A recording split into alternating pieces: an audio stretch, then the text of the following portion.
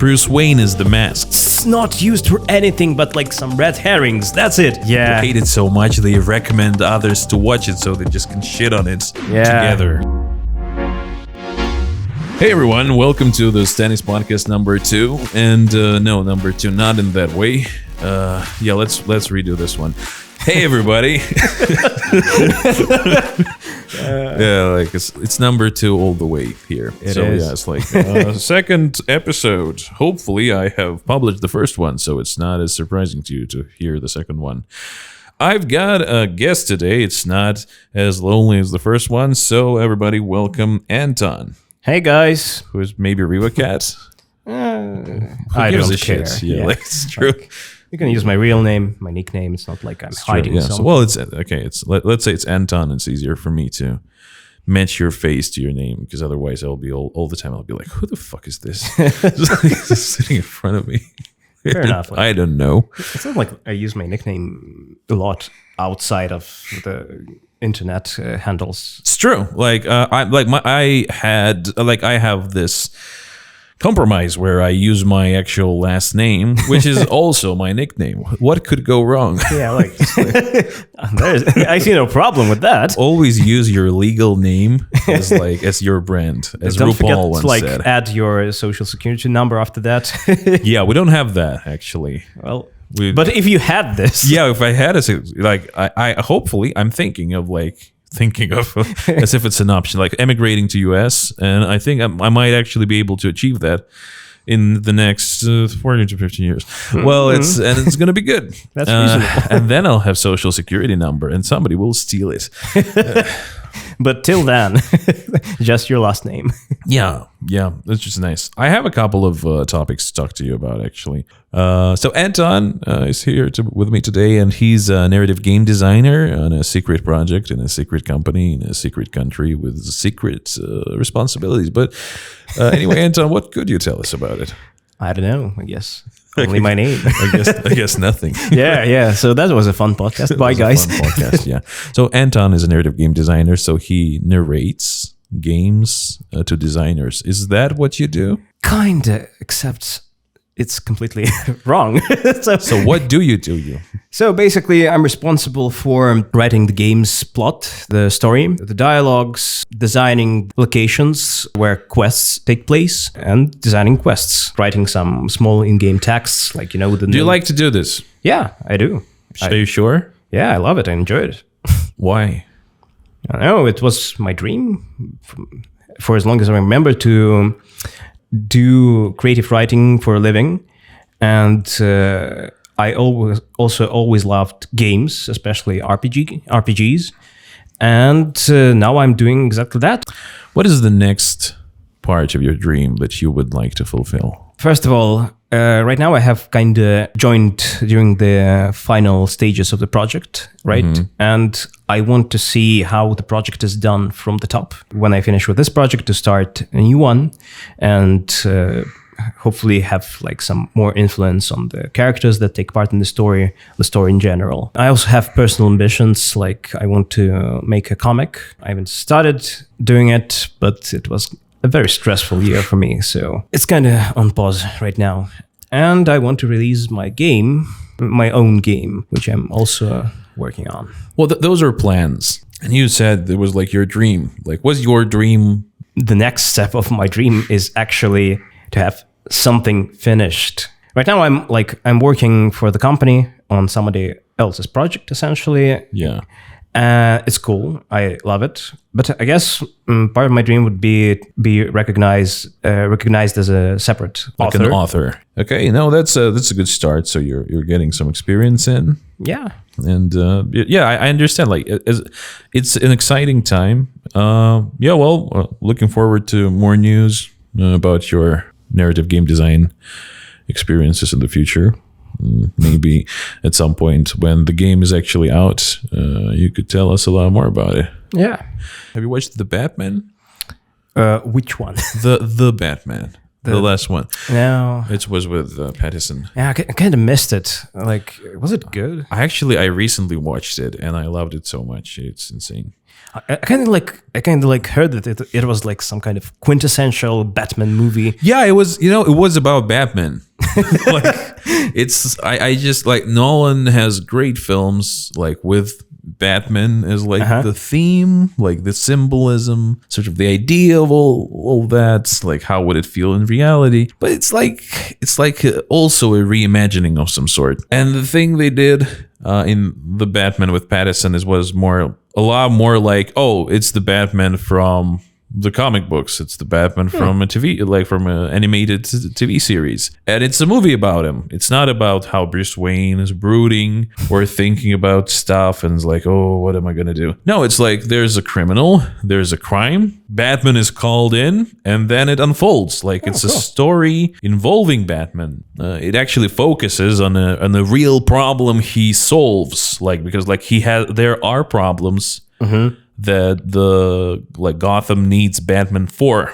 It's not like he's just injected in there without any need for him. Like that's what I was annoyed by. The previous ones, it's like, oh yeah, there is Batman there, and he is he's fighting this drug ring or something, but it's not like he's really needed there.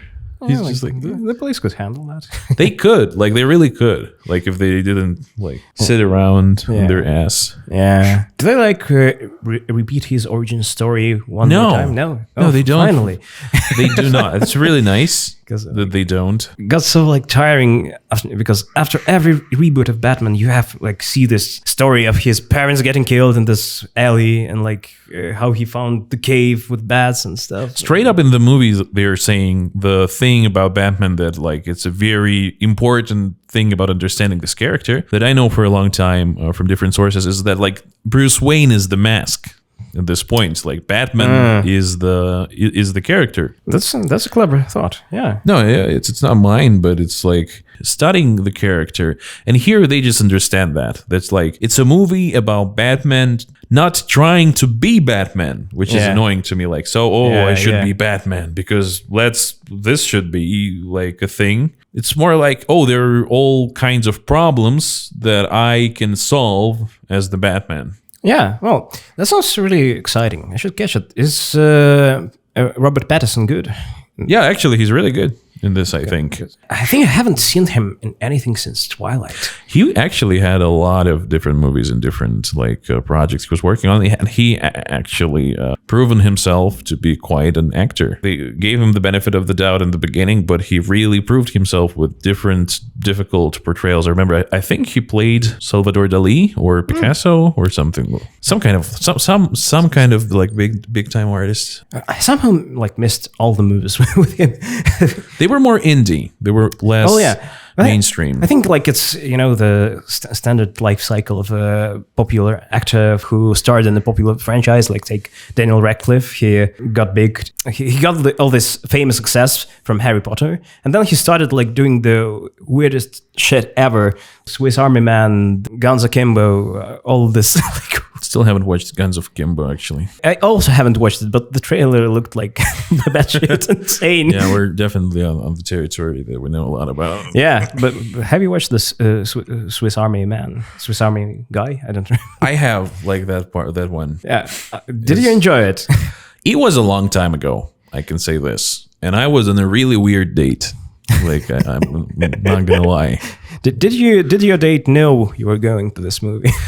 She invited me. Oh, cool. And I didn't really know what we're going to watch. Okay. And it was weird. Because like I also went into this movie completely blind because I was in Dresden with my friend Claudia. They had like this thing in their cinemas there that you're turning into Christopher Walken, by the way. I don't know what's the problem, but yeah, it's just this is my friend Claudia, and we were going to the cinema. I'm just trying to channel him, so yeah, because he's just such a great actor. Sure. So, anyways, they have this mystery showing. You don't know what movie you're gonna see, and tickets are cheaper. We just bought those tickets. Like, what the hell? Let's try it. That's a cool idea, actually. Yeah, it is really cool. I wish some other like theaters did that. We went in And this movie starts playing, and both of us don't know what the hell is it about. And during the first like 10 minutes of the film, people start leaving like en masse. because like someone's talking like, what the hell is this? Why is this happening? Even and Daniel we're just Radcliffe didn't keep them? No, they were like, what the hell am I watching? And me and Claudia were just like ecstatic, like, this is so great, this is so much fun. I don't know, I just really loved the freaking movie, and Daniel Radcliffe in it, who kind of played like a fucking corpse. It's a role that is like, it's the least ego oriented role I think you can imagine, because you're just a dead body being used. I think it's still a lot of work. It is to pretend to be an actual dead body and kind of look the part and move. Yeah, and like to be charismatic, kind of. Somehow. Yeah, somehow. Somehow he's still charismatic, that bastard. Yeah. Yeah, that's a great, like, I really liked the feeling of, like, there was a journey there. I don't actually remember it so well. I remember that I really liked when he was, farting. Yeah, I remember that. I think he spooked a bear with his flaming farts or something. But in the very, very end. Yeah, and also he chopped wood because of the rigor mortis. Yeah, like his hand was very hard. Yeah, and I think there was a part where like he provided drinking water for the main character somehow out of his mouth. Yeah. So this part was difficult for me to understand, because like at that point I was like, okay, this is straight up magical, because I do understand like all the other parts are. I think it happened like because there was like rain. There was like rain outside, and it just collected in his mouth. Maybe. There was a lot. Yeah, I actually kind of want to rewatch this movie, and I want to show it to Olia, who doesn't know what it's about. I think could be a mystery ticket. Yeah, I think she will enjoy it. Now we could do that by ourselves, the mystery ticket thing. Like, we have a projector. We could actually, like, somebody could pick a movie and not tell anybody, and just like, and then you can see like your friends leaving, just like your life, like, just walking out of your life forever. Yeah, like, that's what happens. Just don't pick Human Centipede. Let's switch gears then. How about Wednesday as a TV show? Oh yeah, I've seen it recently. It's a TV series about one of the maybe the most popular Addams Family character. It's like the daughter. Yeah, and it's quite the reimagining. I would say it's very different. It is. I know that this show got like mixed reviews, and Ryan George in his Screen Rants in pitch meetings. It's like, not actually Screen Rants anymore. He moved. Oh, he did? Yeah, and quite some time ago. I didn't notice. Okay. So anyways, he like pointed out lots of like really funny inconsistencies about it. But I think I still enjoyed this show. Like it was not very great, but I enjoyed the character of Wednesday. She's just fun. I don't know. And the setting is like this American Hogwarts. It was nice. I feel like they started a lot of things and didn't really finish them. Yeah. And they like, it was a really nice feeling. And of course, the basically the character, the actress, she's like, she's doing like 90% of heavy lifting in the entire TV series. And the lore team is really just, they really suck. I mean, like there were so many missed opportunities there. Like all those special abilities, like those. I'm still like furious that there's this artist kid like that can bring his like drawings, bring them to life, and like they highlight this, and it's not used for anything but like some red herrings. That's it. Like the dude can literally draw anything and like make it live, and like they're like, yeah, he just draws a spider and a bad guy, and the bad guy bites him.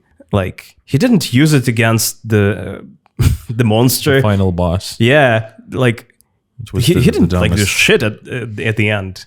He was like, "Yes, Wednesday, you took an arrow for me. Thanks. okay, bye. I love that he came in the last battle. He came in. It's like, I'm gonna help, and he's like shoots an arrow, and the only thing he accomplishes is actually Wednesday getting impaled on that arrow for him, and then he just, well, I did my part. Yeah. And he left. So call me later, Wednesday. You know. I don't think I can make this situation much worse. So I'm gonna head out. Like that's it for me. It's good. Wednesday like, yeah, please leave. and after that, she was like, yeah, sure, I'll call you later because I'm still interested in you. Those relationships, like all relationships, I feel like, aside from the relationship with her roommates and the relationship with headmistress, who's dead now, so that's not going anywhere. Maybe she's only kind of dead. Well, if she comes back as the undead, that would be actually really nice, but they are not specifying anything That about would make that. sense, because like they're like, this is an outcast school with. Why is she an outcast? Like, are they saying just the actress being like tall and like sort of like imposing? I think she had like some shape-shifting magic that she used like twice. Right. Yeah, she used it for something. She used it to like hear the confession. For nothing, basically. Yeah, she was like, I heard your confession. Now I'm gonna reveal myself in front of the murderer. Die. Yeah, because I do not want to live anymore. It's about as bad as Richard's The Smartest Man Alive. Yeah, but I really loved the acting of the of the thing, the hand. That also was a really nice. That was really good. Like it, I don't know. It's just they always manage to hire like the person with the most expressive hand ever to play that part in all the movies. Like. Because it conveys lots of character with just like basic gestures. I like imagining the guy in a green like chroma key suit on the set who has to do all of that. Yeah. They also use CGI there as well. I think it brought like an animation sort of like quality to the TV series. It's like, because it felt like the expressions were all movement, and they were all really worked for me. Yeah. I also loved the general look of the series. You know, the dark tones, the muted colors, I guess, and the cello music was really nice. Yeah, the cello music was good. Though I think, like, you know, how many times can you like make a cover of Painted Black? Because I think there was like an old-timey piano cover in Westworld. I think there were more, but like if you have a show, you just have to make a Painted Black cover. Yeah, it's well, what I liked about Wednesday, one of the big things, was that she felt sort of like strong and independent, but not in a like, because I'm not a man kind of like way, which is like the worst type. Yeah. The worst, like Captain Marvel. Yeah, she was just like doing her own thing. Yeah, like, and she still like. She had like some room to grow, I guess, because she's essentially just a kid. It's hard for her to manage the whole thing on the whole detective work on her own. Yeah, no, like she sucked at a detective so much. Like, she's the worst detective like ever. She like accused everyone but the murderer. Yeah.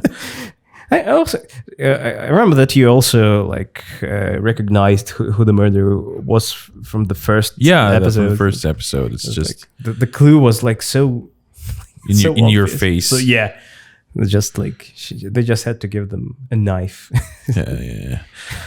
I cannot get behind Wednesday's character, like lore wise, because I don't understand in the end whether she likes like violent things and death or not. Yeah, she reacts to like, oh, my father was accused of murder, and she's like, this is horrible. Yeah, but she should be ecstatic. Like, she should be, well, my father is not so bad after all. Yeah. I mean, like, I think like in all the movies, it was like the focus of her like pranks on Pugsley, that she waterboarded him, like tortured him. She just like, enjoyed all this morbid as hell shit. I think she also like murdered someone in one of those movies with an electric chair. or so. They actually they were working it in at the beginning, because when they were coming in, like we're pulling up to the school, it was like, oh, you don't want people to know this about you, that like you almost killed a kid, because like you know why? Like, yeah, because everybody will know I couldn't finish the job. Yeah. And it was like, oh, so murder is, And then she's like, oh, could it be that my father is a murderer? Like, what is what the fuck? Like, it makes no sense to me. Yeah, it is strange. I don't know. And the monster, why wouldn't she be like, oh, I wish to meet this monster because he's killing so many people. It's so nice. Like, such a scary aberration. Like why is she like, oh my God, the monster, we need to stop it? Yeah, I think she would like want to find the monster, like, and discuss with it the joys of murder, or like at least pickle its head like in a jar for collection. Something, yeah. Like it could be that she was like, it's such an easy fix. She could be just like very much pro monster until it attacks like her friend, and she's like, well, you shouldn't have like touched like my things, you bitch monster. I'll show you who the real monster is. And then she like kicks his ass, and she's like a hero, but like a reluctant hero, because she's like, no, I didn't do it because it's like she like doesn't do it for the good of the school. She oh no, I'm gonna burn the school. She's she's neither here nor there. Yeah, she would actually, I don't understand, like she would love to burn the school. Yeah, she didn't. It's like the first thing she would try. Yeah, like day one.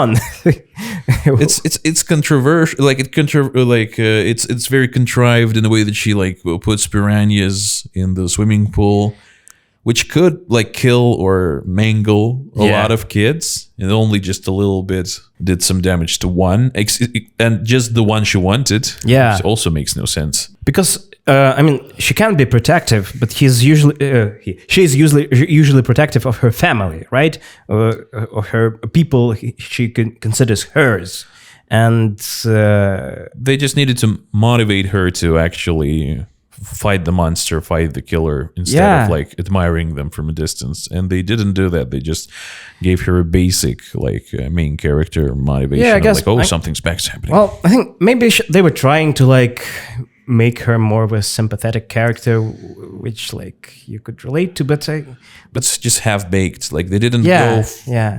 They had two like versions of like her, and they didn't go 100% with either of them. And now you get stuck with this amalgamation of like, sometimes she's motivated like Adam's family member, sometimes she's motivated as like, bland protagonist and a young adult story. Well, I think like there might be several reasons for this. Like one, there might have been some executive meddling involved, like the script writers maybe had this plan in mind to make it more faithful to the original IP, but like the executives said like, this will not go for the like... Sure, like that's always going on. I find it so difficult to take into account these things that I just try to judge the final product. Yeah, I know. It's like... I know that it's still not an excuse, but a thing you have to consider that the product is always a group effort, right? There's not just the writing team involved. There's just the executives, the shooting team, the director, the owners of the original IP. Yeah, in game dev as well, actually. Yeah. I think it's like in all creative like industries. It's like it needs to be something that you like as a creator. You need like that you're interested in doing, because if you're not interested, you'll write shit.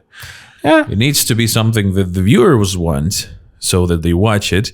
But it also has to be something that will make you money. Like and in a meaningful sort of like way when compared to your budget. Yeah, and also. There's often like time constraints, and you just like have to go with what you have at the moment, and it might not be the best thing ever. That's actually time constraints usually come from it being profitable, because you need to release it before the costs drag on too long. Yeah. Also, I heard like a theory that maybe they were like trying to make this like, mystical girl detective show, and they just kind of glued the Adams IP on top so it would sell better. Yeah, pretty sure this shit is happening all around, because like many things feel like, okay, everything needs to be retro branded now. Yeah. Like, have you heard like about the Velma show fiasco? I have heard about it. I have seen so many people hating on it. Yeah. That I'm like really, like really tempted to watch it, and that's exactly why they have a second season now. Yeah. People hate it so much they recommend others to watch it so they just can shit on it together. Yeah, because of all the hate watching. Yeah, it's nice. I know, but I don't think I really want to watch it. Like I've seen like a couple of clips, but I didn't enjoy them a lot because I like Scooby-Doo. I'd rather watch like some other Scooby-Doo cartoons instead of that. It's a Scooby-Doo cartoon that shits on the idea of Scooby-Doo. Yeah, and which doesn't have Scooby-Doo in it. That's the one part that like you don't need anything else. Like it's not called Scooby-Doo for nothing. Yeah. It's like... well, speaking of hate, of hate, I know you hate Elon Musk, which is something I wanted to talk to you about as well. Well, hate is such a strong word. I just don't enjoy him. How often does he offer himself to you for you to enjoy? I don't know.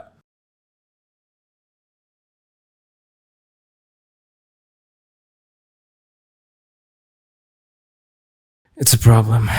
It is actually like I cannot imagine a more toxic and like spiteful, horrible place. Yeah, but there's always drama on Twitter. Like something is going on in the world, and if anything like basically any basic shit is going on somewhere, it will be on Twitter, and it will be a fucking thread that like lasts for a week. I can see the hurt on your face. Yeah, the listeners can't see it, but like you can try to hear it. Just his whole face just contorted, crumbled, contorted. It became twisted, and she's like started touching it. It was like, it became an image of a face. Okay, so yeah, and I mostly try to keep to the art Twitter, which so I just like pretty pictures and read comics. And art Twitter also kind of hates Elon Musk, I guess. It's like, I guess it's fun to snowball hatred. Yeah. Well, it is what it is. What do you have strong feelings about?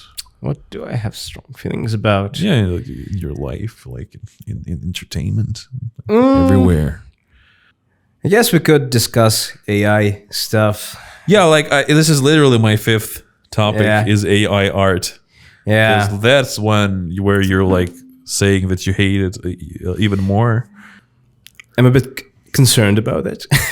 Well, it's AI art. When we're talking about it, we're talking about the trained models that kind of like train on large data sets of like actual art created by artists, and then it kind of sort of like combines those in different ways to make new like works of art. But it's like you can quite easily see the influences because it's not actually creating something new. Yeah, it's sort of like mixing all sorts of different styles together. Yeah, and basically depending on your prompt, it can sometimes just replicate the art that it like got it almost one-to-one, like sometimes like just a different color of clothes and like stuff like that. But okay, so this is a problem, but I think that's not the main problem. I think the problem is how the discourse around it like structured, because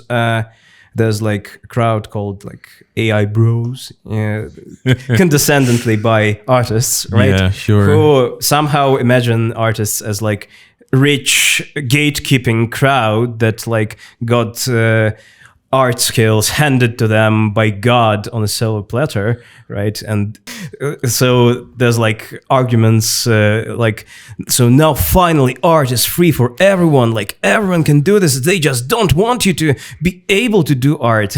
I don't know, which is kind of like insane, because art is like one of the most accessible forms of creation known to man. Like if you draw a figure in the sand, that's art. Easy to sell. Yeah. Just take the sand. It's coarse, rough, and irritating. Yeah, like it sounds to me like, though, do continue, but it does sound to me like maybe the artist community is straw manning or even creating sort of like an enemy to band together against. Not really, no. Like you can see the posts about that. You can see there are communities of AI people that are feuding with artists, right?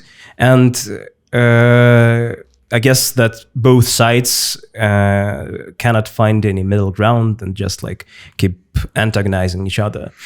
I think I'm not as against AI art as a tool. I think it might be helpful for like early concepting and stuff. I am just concerned that it's thought of not as a tool, like it's thought of as like more of a replacement, right? A way to cut costs, cut corners by many people. I kind of think this is sort of like this is all hype in a way that like everybody's saying about, oh, this will be this in 5 years, which is, in my opinion, simply not true. Yeah, I know. It's kind of like metaverse. Like, like 2 years ago, everybody was like, metaverse this, metaverse that. Like, today you hear nothing about metaverse. Like, who gives a crap? Like, it's true. It's true. But the thing is, like, in my opinion, like, it is obvious to me that you should not be able to train your, like, neural network on the works of people who didn't consent to this. Yeah. It's like, but that's more, I don't even feel like it's a social conversation. It's sort of like actually, lawmaker conversation. Like it's something that no matter the public opinion, it would get to court and it would get to like, based on the already existing laws, I don't see any world, any universe where like the Supreme Judge will say, okay, so like no more copywriting then. Yeah. Everybody use anything. Because copyright is money, basically. Yeah. It was done like this as any business. It would like until you're big enough or until you're making any money, basically from this or hurting somebody else's ability to make money, you can do anything. Yeah. You can use anything. Nobody gives a crap. Like they won't go to court or over this. But with OpenAI exploding this much, this will be settled, I think, like in the coming, 4 to 5 years. It's not going to be a problem. I think it might be even faster. Might be. There are like legal actions happening right now. Like there's a collective lawsuit against the Midjourney platform. I think I might be by some artists whose work's been used for training the databases. I think that Shutterstock is also suing some other AI databases because like they found out that they used Shutterstock images for some of the models, and like you can just see their logo there. And Shutterstock are like very protective about their copyrights. So I guess like some legislation will be appearing in the near future, and I agree that right now it's just like a hype wave because there's lots of new developments, right? Not only in art, AI, also voice AI, the deepfake technology and stuff. The voice AI is actually really interesting to me because I have watched like several hours worth of content before realizing the voiceovers were all AI.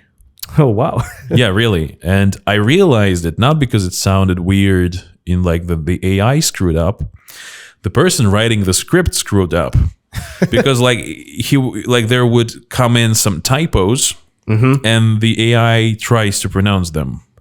So like instead of battlefield, it says battlefied because he forgot an L there. Oh, that's interesting. Yeah, and like it's kind of generic, and but it's still its intonation is really good. And I really like I'm on the side where I know that nobody would make like they're making this new type of content on YouTube is like anime recaps. And anime recaps is basically you're like watching and listening to a retelling of the anime. You either something is too shitty for you to watch fully, or something that you like so much that you just love the feeling of like remembering every cool part about it. Yeah. And I don't think it's like, and to me, the fact that it's AI voiced is completely fine. It's like a lot of information, and it's like low quality entertainment in a way. Yeah. But it's nice. And I feel like in art and in voice acting and different other places, after the prominent artists, prominent people sue the shit out of like the AI companies, and they stop using them or will pay them exuberant amounts of money to use it. Still, like the generic non-original shitty art, generic non-original low quality voice acting, they will be replaced, because when you just need like any shitty version of this, you will use them. But I don't see AI actually coming up to the level of the high quality sort of like art and voice acting, because it will be derivative just by definition. It still like would require human input to make it presentable, right? Because, for example, like one of the latest scandals on Twitter, the Netflix, which announced that since they wanted to cut down on animator costs, well, they didn't phrase it like that, but still, they hired they used AI to generate backgrounds for the some sort of anime trailer, but they still used humans to tune them. And you can find like pictures of how it looked when the person sketched. First of all, the artist sketched the layout for the shot, right? Then it was fed into AI. AI like blurted out the image. But still, then the artist again had to transform this image based on the concept. Basically, it's just concept art with like several additional steps. And the scandal was over how like they credited AI plus human without saying the name of the human who worked on the backgrounds. Well, it's also like a publicity stunt. Yeah, actually. It's a hot topic right now, and I understand why it's a hot topic. It's so interesting what like the future holds. Yeah, but like you could see that like the first AI image that was based on the layout was basically shit. Like it had some ideas, but it wasn't usable. Often artists, I know it's a practice, they will take something that already exists and sort of like start transforming it. I think it's called photo bashing. Like it's often used in the industry by like concept artists when you have to. Like, you don't want like to like fundamentally deplete your creative juices just making something that's not that important. And like I think that's actually, this will make like art production cheaper, but it doesn't have to make like art pay like less. Basically, you can have like X5 the output with the same amount of artists, and I don't think we're at the point where like it's we have all the art needs like fulfilled, because I feel like you can have more. You can have like, if there's like a small business, sort of like a cafe who wants like something cool, but they don't have any money, so they get an AI kind of shitty thing. Yeah. But suddenly they have something, and it's better than like the bare wall. Yeah. Like usually you can see that it's like AI made. I know it's getting better. It will probably get even better, but still. But AI cannot satisfy the custom needs that you have, like for the art, for the presentation. That AI cannot make decisions right now. Yeah. And it's at a really, really huge hurdle. It's like a lot bigger than people think, in a way that it's like, it is mixing, it is derivative, it can have like a really, really giant database, and you will be like, oh my god, there's so much in there. No human can have this much information and be ready to give it out and mix it so well. But still, it's not original thought. Yeah. original thought is actually basically decisions made pertaining like the context, like, oh, we're living this year, there are these sort of like feelings in the air, that's why I decided to like put this feeling in, and that's like why I decided to show it like this. Exactly, because basically art is making decisions on every step, right? You are not, usually if you're drawing something, you have a goal in mind, right? You are doing, for example, if you're drawing for a project, you have a goal. This environment has to evoke these feelings, or this character has to have these themes in their design, or like represent this facet of the story. And you have to decide if you're drawing an artwork, like how to build the composition, how to like use the colors. And AI is not capable of that. It just blindly mashes on the vague inputs that he fit into it. I'm really looking forward to a thing where I could like take the basic AI database that like understands the basic ideas of like how to create pictures, how to create text, and then that I could feed it my own work. So for example, like with voice, I would love to like, because like at some point, I remember like my work, I would do sort of like same delivery, same thing, voice acting for a certain project. And here, if I can feed my data into the database, I could have like 5 hours of a book really just voiced in like minutes. And it's not like, it's going to be a little worse than if I did it myself. But if I fed it enough voice acting for this book, I could just finish it with it. I could avoid doing I could spend my time designing the voice work, designing sort of like the tidbits, the specific techniques used. And then I could just do a good read of those and have AI actually use those, mix them up and replicate it throughout the thing. And that would be really cool, because right now it's like, for example, you could have then like an audiobook, like you can pay, I don't know, Dwayne "The Rock" Johnson for like him reading quite a small part just for the training. And then you could quite easily have like 50, 60, 70 voices. Like you could listen to an audiobook in a certain voice that is like really well trained, and like Dwayne "The Rock" Johnson doesn't have to read any of those anymore. He's just like, oh, we have an adventurous type of reading done by Dwayne "The Rock" Johnson. We can pay him royalties, and here we are. We have the audiobook like that. And if you like that reading style, you're still like, oh, that's really cool. And it's not that like it's taking bread out of the mouth of kids, of voice actors.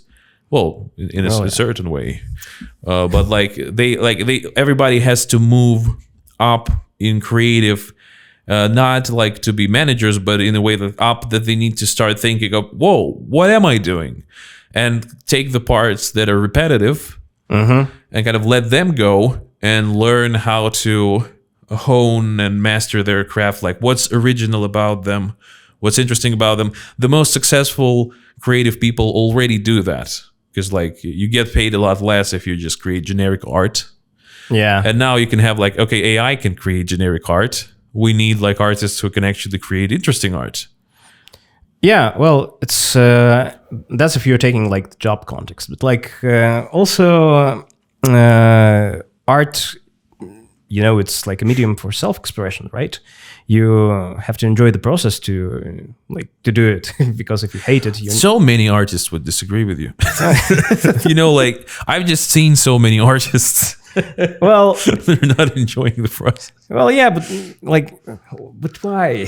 Why would he do that? Like, not since I started drinking. Yeah, I guess there's like always some parts of the creative process that you do not enjoy, right? Like, oh God, I hate the fucking anatomy. Yeah, or I do not like picking color. But I guess it depends on the person. But I'm just saying that creating art in itself is like the ultimate form of human expression, and first and foremost, we do it because we can and because we want to. I mean, Not just because like you can sell it, or just because like it could become some kind of like project. It's just that's the job part, right? Yeah. Well, you're saying like I'm just answering sort of like the economic Implications, concerns like the whole thing has. It's fine. Like, but like you're saying, it is like the ultimate form of human expression is art, and this tells me a lot about you as a person. It's like it's not kids, it's not society, it's not like building a community, it's not like preserving the diversity of like life on the planets. It's like, well, if I make a really good visual novel, I'm done. The world can burn, whatever. It's good. That's not what I meant. You're like twisting my words. You're like putting words into my mouth that I didn't say. It's okay. That's evil. Sure. Well, it has been a very pleasurable conversation. I feel like we have discussed some things, and Elon Musk topic turned out to be a dud. You were like a paper tiger there. But the AI art was actually an interesting one, and like there was something to discuss. Because I care about art, true, and I don't care about Elon Musk. See, you're throwing in those like passive aggressive things, and you're not man enough to actually debate me on it. But anyway, it's good. Like we'll keep it for later, and maybe you'll learn some new things about this whole, maybe you'll develop stronger feelings towards Elon Musk in the end. Well, anyway, thank you very much for joining me today for the podcast. The dog is going insane over there because I'm not sure, he woke up, I guess. Well, and we'll see you guys next time. Thank you, Anton, for coming, and Stanis out.